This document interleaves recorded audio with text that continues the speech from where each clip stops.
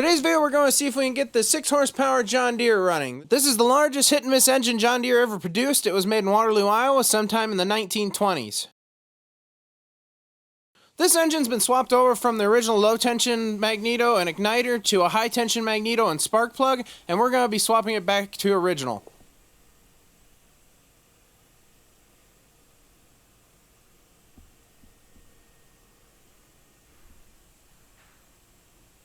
We did not get the original trip finger bracket with this engine to trip the igniter, so I'm going to end up having to make a custom one. One end is 616, and the other end is 628. So it's just a hair over, but I guess we could polish this once it's out. We decided the easiest way to make a custom bracket is to take a 1.5 horsepower John Deere trip finger bracket, cut it off, and put a new sleeve on the bottom to hold the correct pushrod size.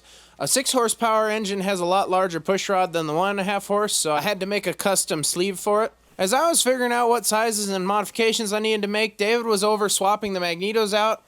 First thing he had to do with that is he had to take the side cover off of it because the magneto bolts are inside the enclosed crankcase on this engine. Here's the custom sleeve I ended up machining to fit the pushrod on the 6 horse.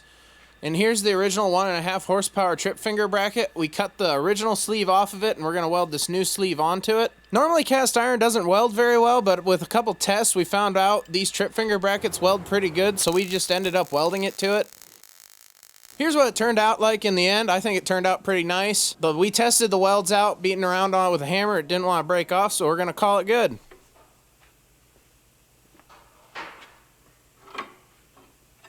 That was hard.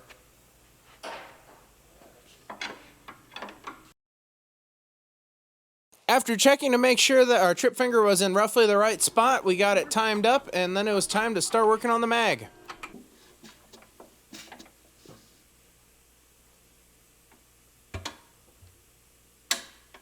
Needs to be right there on the dimple. I don't know how close the hole is right there. And we'll just have to double check with a couple bolts in it. And we'll be good. We're only going to need one of them for now. We'll want to check to make sure it's timed before we get both in. Okay.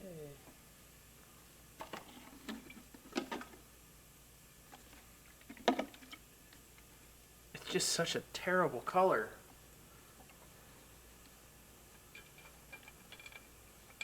Like that just looks like used cooking oil. Like that's the only thing I can think of that color. And smells like death.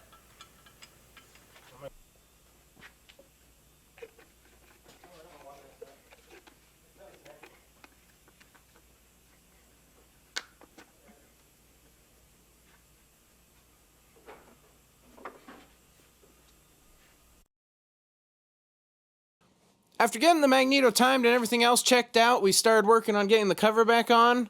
On John Deere's, the crankcase cover is a little finicky to get on, and with 6 horse is no exception. But after 15 minutes or so of fiddling around, we ended up getting it to fit up and line up, and we are set and ready to go. Me and David weren't very excited about trying to start this thing on the lift cart. The video doesn't really do it much justice, but this engine is quite large. So we ended up dragging it across the shop and taking it off with the winch so it could run on the ground and hopefully be a little more sturdy. Fun time, man. I can feel it in my bones.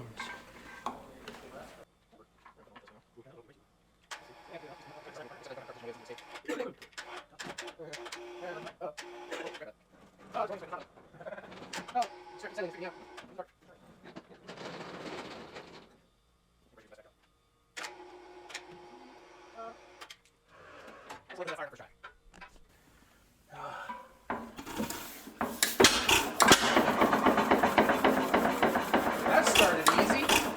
Oh. Alright, get over here. You're spinning it. That started real easy. Why? You gotta get over compression first, though. It had fuel. I already choked it. Oh, that starts easy.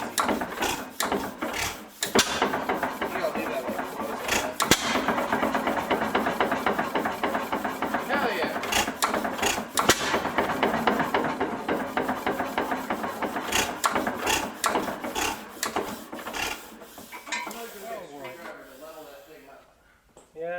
bouncing all over.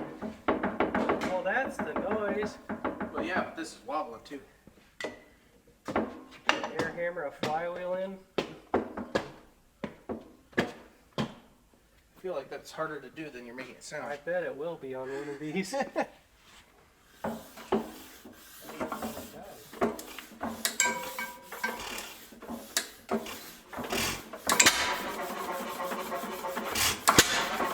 Much better.